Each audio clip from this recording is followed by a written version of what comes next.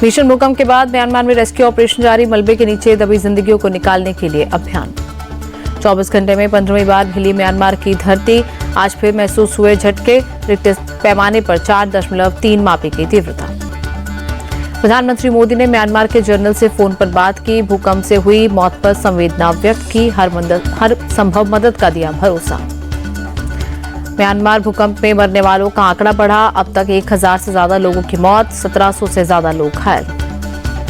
Myanmar में आए भूकंप से 334 परमाणु बम जितनी एनर्जी निकली, 2 करोड़ लोगों पर भूकंप का असर, $47 अरब का नुकसान। भूकंप के बाद बैंकॉक में रेस्क्यू ऑपरेशन जारी, अस्पतालों के बाहर मरीजों की लाइन लगी, मलबे में दबे लोगों को किया जा रहा रेस्क्यू। बैंकॉक प्रशासन ने अब तक 10 लोगों की मौत की पुष्टि की, 100 से ज्यादा लोग जख्मी। नेपाल के पूर्वी काठमांडू से कर्फ्यू हटा, 100 से ज्यादा प्रदर्शनकारियों को पुलिस ने गिरफ्तार किया, राजशाही बहाल की मांग को लेकर हो रहा प्रदर्शन। नेपाल के पूर्व पीएम पुष्प कमल दहल काठमांडू पहुंचे, हिंसा प्रभावित क्षेत्र का दौरा किया, अधिकारियों से मौजूदा हालात की जानकारी दी। काठमांडू में पुलिस के साथ संघर्ष में एक पत्रकार समेत 2 लोगों की मौत हुई थी, 30 से ज्यादा लोग घायल। सुकमा मुठभेड़ पर गृह मंत्री अमित शाह का ट्वीट, बोले नक्सलवाद मिटाने के लिए संकल्पित, 31 मार्च 2026 तक नक्सलवाद खत्म करेंगे। सुकमा मुठभेड़ पर सीएम साय का ट्वीट, बोले नक्सलवाद खत्म करने की दिशा में तेजी से आगे बढ़ रहे, मार्च 2026 तक देश और प्रदेश को वामपंथी उग्रवाद से मिलेगी मुक्ति। सुकमा में 16 नक्सलियों के ढेर होने पर बोले छत्तीसगढ़ के डिप्टी सीएम अरुण साव, कहा पीएम मोदी और शाह के नक्सलवाद को खत्म करने के संकल्प पर हो रहा काम। जम्मू कश्मीर के मुख्यमंत्री उमर अब्दुल्ला ने हेड कांस्टेबल जगबीर को श्रद्धांजलि दी, कठुआ मुठभेड़ में हुए थे शहीद। महाराष्ट्र में किसानों का कर्ज माफ नहीं होगा, डिप्टी सीएम अजीत पवार ने किया स्पष्ट, बारामती में बोले इस साल और अगले साल कर्ज माफ नहीं होंगे। अजीत पवार बोले आगे की स्थिति के अनुसार कर्ज माफी पर फैसला करेंगे, फिलहाल कर्ज माफी की स्थिति नहीं, किसान लोन की किस्त समय पर भरें।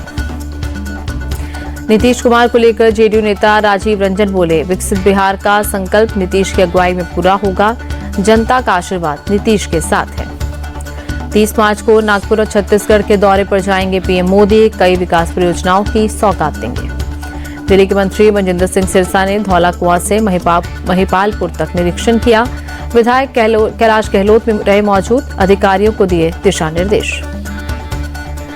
कांग्रेस सांसद प्रियंका गांधी का केंद्र पर हमला, कहा संसद में किसी भी मुद्दे पर चर्चा नहीं करने दे रही सरकार, बीजेपी लोकतांत्रिक प्रक्रिया को प्रभावी ढंग से नहीं करने दे रही काम। जयपुर में रन फॉर फिट राजस्थान का आयोजन, सीएम भजनलाल शर्मा ने दिखाई हरी झंडी, राज्यवर्धन राठौड़ भी रहे मौजूद। प्रयागराज में एयरफोर्स के चीफ इंजीनियर एसएन मिश्रा की हत्या, हमलावरों ने घर में घुसकर अफसर की गोली मारकर हत्या की। प्रतापगढ़ में दलित युवक की मौत के मामले में केस दर्ज, पुलिस ने 6 लोगों के खिलाफ गैंगरेप के बाद सामूहिक हत्या का मामला दर्ज किया। बिहार के किशनगंज में मोहम्मद भट्टू नाम के शख्स ने पुलिस के सामने सरेंडर किया, कथित प्रेमिका की हत्या का गुनाह किया कबूल। मोहम्मद भट्टू के मुताबिक पहले से शादीशुदा नूरी उस पर शादी का बना रही थी दबाव, नूरी की हत्या करके उसने शव को खेत में दबा दिया था। चैत्र नवरात्र के पहले दिन दिल्ली में छुट्टी घोषित करने की मांग, विश्व हिंदू परिषद ने सीएम रेखा गुप्ता को चिट्ठी लिखी। नवरात्र से ठीक एक दिन पहले लखनऊ के अर्जुनगंज इलाके में गाय के बछड़े का कटा सर मिला, स्थानीय लोग बोले जानबूझकर माहौल खराब करने की हो रही कोशिश। वाराणसी नगर निगम का नवरात्र के ठीक पहले बड़ा फैसला, नवरात्र के दौरान बंद रहेंगी मीट की दुकानें। नगर निगम कार्यकारिणी की बैठक में लिया गया फैसला, कड़ाई से पालन करने को लेकर आदेश जारी। आईपीएल में आज मुंबई और गुजरात की टक्कर, अहमदाबाद में नरेंद्र मोदी स्टेडियम में होगा शाम 7:30 बजे मुकाबला। आईपीएल में मुंबई इंडियंस की 5 बार गुजरात टाइटन से भिड़ंत, 3 बार बाजी गुजरात ने मारी, 2 बार मुंबई इंडियंस जीता।